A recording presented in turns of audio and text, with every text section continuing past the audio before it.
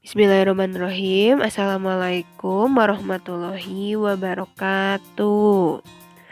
Barudak kumaha darama mugia urang sadaya aya dina lindungan Allah Subhanahu wa taala. Nah, minggu kamari kan ibu tos ngajelaskeun ngeunaan kampung adatnya barudak ge atos ngabandingkeun ngeunaan kampung adat. Nah, ayeuna mah urang lajeng kana materi kadaharan jeung minuman tradisional khas Sunda. Yuk, ayeuna urang sami-sami tengatan ieu video. Ayeuna urang kana pangertianna heula. Kadaharan jeung minuman khas Sunda. Kadaharan jeung minuman tradisional mangrupa kadaharan anu bisa didahar ti sababaraha generasi anu loyo jeung selera, henteu ngarempak agama, kepercayaan masyarakat, jeung dijieun tina bahan kadaharan sarta samara nu aya di daerahna. Kukituna kadaharan jeung minuman atau minuman tradisional tangtu miboga ajen filosofi anu diwariskeun siga solidaritas jeung gotong royong. Nah, jadi kadaharan jeung minuman tradisional teh henteu ngarempak agama. Terang teu naon arti ngarempak. Ngarempak teh hartina henteu ngalanggar agama. Teras kepercayaan masyarakat jeung dijieun tina bahan kadaharan sarta samara. Tah, naon ari samara teh? Samara teh artina bumbu. Jadi kadaharan teh tina dijieunna tina bumbu nu aya di daerah. Nah, sapertos kitu. Ayeuna urang lajeng wae kana rupa-rupa kadaharan khas Sunda. Anu kahiji aya empal gentong. Nah berarti disebut empal gentong kusabab disimpenna dina jero gentong. Nah, teras bahan-bahan dasarna ya empal. Empal teh daging. Nah, zaman baheula mah anu dipakena teh daging kerbau. Kusabab umat Islam nu aya di Cirebon ngahormatan umat Hindu oge nu aya di Cirebon. Mantak dipakena daging kerbau. Tapi ka ayeuna-keun mah tos seueur nya anu make daging sapi. Tah, daging sapi digodog terus dipake cipati jeung samara-samara sejenna atau bumbu-bumbu sejenna terus disimpen dina jero gentong. Matak disebutna empal gentong. Ayeuna aya tahu gejrot. Ieu mah pasti tos uninga kan, tos tararang tahu gejrot. Tahu gejrot mah gampilnya bahanna si caina eta tina gula beureum. Teras tahuna tahu pong atau tahu kosong eta anu khas aya di Cirebon. Terus make bumbu bangsa bawang beureum, cengek, aya nu make bawang bodas, make uyah. Nah, terus direndos, digejrot, matak di namian tahu gejrot. Tah, empal gentong jeung tahu gejrot teh duanana makanan khas tina Cirebon. Salajengna urang kana kadaharan nu make sangu. Anu kahiji aya sega jamblang. Sega sami hartina jeung sangu atanapi nasi. Ari jamblang mangrupa ngaran daerah nu aya di Kabupaten Cirebon. Nah, sega jamblang teh sangu anu dibungkus ku daun jati. Nah, hata disebut bet make daun jati. Kusabab ieu sangu teh aya di zaman penjajahan Walanda. Nalika masyarakat Indonesia ngajieun jalan ti anyar ka Panarukan. Janten bekalna teh ieu sega jamblang. Teras dina kan namanya teh migawe jalan ya. Tah, sangkan sanguna henteu basi disimpenna atau dibungkusna dina daun jati. Nah, cenah mah daun jati teh lamun dibungkus ku daun jati bisa leuwih tahan lama tibatan make daun cau. Kusabab pori-pori tina daun jati teh leuwih badag saurna mah. Gitu. Nah, biasanya sega jamblang ge make batur nasi atau rencang nasi nu sejenna. Misal tahu, perkedel, Teras mah ayeuna masuk aya make naon cumi, make sate endog jeung sajabana. Lajeng aya tutuk oncom. Tah ieu mah tos biasanya tos terkenal ketika ayeuna di Bandung ge seueur. Tutuk oncom mah sangu anu make oncom. Teras rencang nasina seueur. Tah eta dina foto aya hayam, aya lalaban, aya sambal, aya asin, aya tahu jeung sajabana. Lajeng aya maranggi. Nah, maranggi atau sate maranggi ieu mangrupa kadaharan khas di Purwakarta.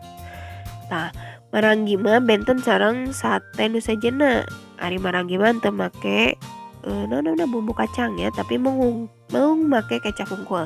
Tapi aya samara-samara atau bumbu-bumbu anu dipake sate acan eta sate teh dibakar, matak benten rasana. Nah, terus aya docelang. Naon sih ari docelang? Docelang teh mangrupa kadaharan anu asalna ti Bogor. Nah, docelang teh hampir mirip jeung kupat tahu. Bentenna ari docelang mah sok make daun saladah. Gitu. Tapi rupina mah bumbu-bumbu atau bahan-bahanna hampir mirip jeung kupat tahu gitu. Lajeng aya gepuk. Gepuk mah bahan dasarna tina daging sapinya. Terus disamaraan make katuncar atau ketumbar, make santan, make uyah, make gula beureum. Terus aya bawang beureum, bawang bodas jeung bumbu-bumbu sejenna. Terus diungkep tuluy digoreng. Lajeng aya gepuk. Gepuk mah bahan dasarna tina daging sapi, terus make ketuncar, make cipati, make gula beureum. Terang katuncar teh ketumbar. Cipati teh santen ya, terus gula beureum, bawang beureum, bawang bodas jeung bumbu-bumbu sejenna. Lajeng aya ulen. Ulen mah bahan dasarna tina beas ketan ya. Terus biasana digoreng atau napi aya oge nu diseupan eta mah bebas ya kumaha selera. Lajeng aya kadaharan anu dijieunna tina tipung beas. Anu kahiji aya ali agrem. Nah, ali agrem mah biasana tipung beas dicampur gula beureum terus dibentuk siga donatnya, tengahna bolong, tuluy digoreng. Nah, eta disebut ali agrem. Terus aya awug. Ari awug mah tipung beas, tipung beas jeung gula beureum terus diseupan tuluy dibentuk segitiga nya. Atanapi siga tumpeng kitu. Tah eta awug. Terus aya nagasari. Ari nagasari mah tipung beas terus di jerona teh dipasihan cau. Tuluy diseupan. Tah nagasari biasana sok aya babarengan jeung katimus, jeung bandrek, jeung bajigur. Nya kitu nya biasana sok aya di tukang bajigur gitu nagasari mah. Lajeng aya bugis. Ari bugis mah bahan dasarna teh tina beas ketan. Teras di jerona make enten. Enten teh kalapa jeung gula beureum. Dihijikeun jadi namina enten. Terus make dibungkus make daun cau terus diseupan. Nah, bugis teh aya rupa-rupa warna. Aya nu hejo, aya nu ungu, aya nu rada hideung. Eta mah kumaha make bahanna atawa make pewarnana gitu. Lajeng aya gemblong. Tah ieu mah sok aya di terminalnya, sok di asong-asongkeun gemblong teh. Gemblong asalna tina tipung beas ketan dicampur ku gula beureum ya. Teras digoreng tuluy dicampurkeun deui jeung gula gitu. Eta gemblong. Bentukna biasana bulet atau lonjong seperti dina foto. Terus aya bandros. Bandros mah asalna tina tipung bea sungkulnya, terus dicampur jeung kalapa. Tuluy dimasakna tetapi dijieunna make cetakan khas bandros. Ari dina orang Betawi sok disebut oge kue pancong gitu. Salajengna aya kadaharan anu dijieunna tina sampe. Nu kahiji aya putri noong. Nah, apa disebut putri noong? Cenah mah kusabab wangunna atau bentukna teh buleut, terus di tengah-tengahna aya cau siga putri nu keur noong. Cenah nya tapi duka. Nah, putri noong dijieunna tina sampe, terus di jerona make cau, terus biasanya make diwarnaan gitu ya, melalui alus, melalui menarik ya. Terus aya katimus ge sami dijieunna tina daun tina sampe, henteu daunna sampe.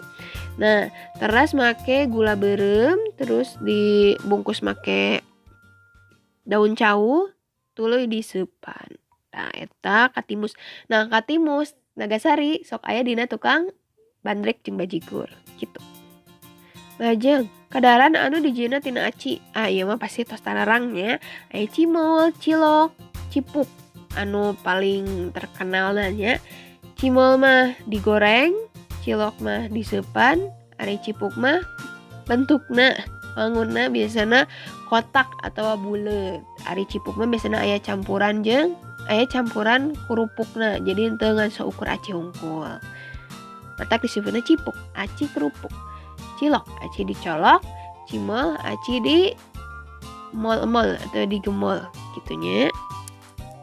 Salajengna ieu mangrupa kadaharan anu aya nalika lebaran.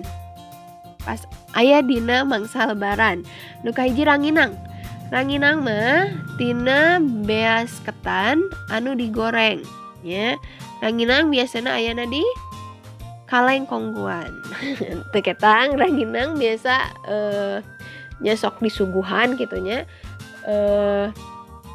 Di nalika lebaran gitu. Terus aya kolontong. Kolontong mah dijieunna tina beas ketan, gula aren, gula putih jeung pangembang. Tah bentukna biasana panjang gitu ya. Terus sami sok disuguhan nalika lebaran. Ya. Di daerah-daerah mah ranginang jeung kolontong teh pas lebaran pasti aya ngahiji dina meja tamu gitu. Terus iya aya kadaharan anu dijieunna tina tarigu. Tah nu kahiji kadaharan anu keur viral nyaeta odading. Odading teh dijieunna tina tarigu, terus make sabaraha bahan deui, terus digoreng. Anu terang teu naha dinamian odading? Kieu nya aya carita. Dina zaman baheula, dina zaman penjajahan, aya budak Walanda anu hayang jajan kue ya ka masyarakat lokal. Tuluy si budak eta teh nunjuk kana hiji kue. Tah, kue eta teh ku indungna disebat oh dating gitu. Tah, tapi ku masyarakat lokal kadanguna oh dading. Tah, matak nepi ka ayeuna dinamian oh dading gitu. Nah, odading mah rasana teh rada amis nya. Benten sareng rerencanganna cakue. Ari cakue mah kan asin, ari odading mah rada amis gitu. Lajeng aya dadar gulung. Ari dadar gulung mah bahanna tina tarigu terus didadarkeun gitu nya. Terus di jerona make enten nyaeta tadi kalapa jeung gula beureum. Warnana hejo biasana. Lajeng kana minuman tradisional Sunda. Anu kahiji aya bandrek. Ari bandrek mah dijieunna tina ieu nya tina jahe. Pokona mah anu bikin haneut kana badan. Terus make kalapa. Ari bajigur mah warnana leuwih coklat. Tah kusabab make gula berem jeung cipati pami tempat banyak. Nah, bandrek jeung bajigur biasana sok aya nu patukeun wae. Pokona mah bandrek anu rada hideung, ari bajigur mah anu rada coklat. Kitu cara ngabedakeunna. Lajeng aya sakoteng. Ari sakoteng mah caina teh make cai jahe, terus di jerona aya roti, terus aya cracker, terus aya kacang, terus make disusuan biasana make susu jadi rasana amis. Lajeng aya cendol. Cendol mah bahanna tina tepung beas. Terus sangkan warna hijau eta make cai daun suji. Terus sok ditambihan gula aren atau gula berem jeung santan atau cipati. Kitunya eta di Bandung mah nu terkenalna Cendol Elizabeth. Nah, sakitu penjelasan ngeunaan kadaharan jeung minuman tradisional Sunda. Ayeuna tiasa dikerjakeun tugasna anu ku ibu tos diserkeun. Hatur nuhun, ulah hilap, wasuh panangan jeung make masker. Wassalamualaikum warahmatullahi wabarakatuh.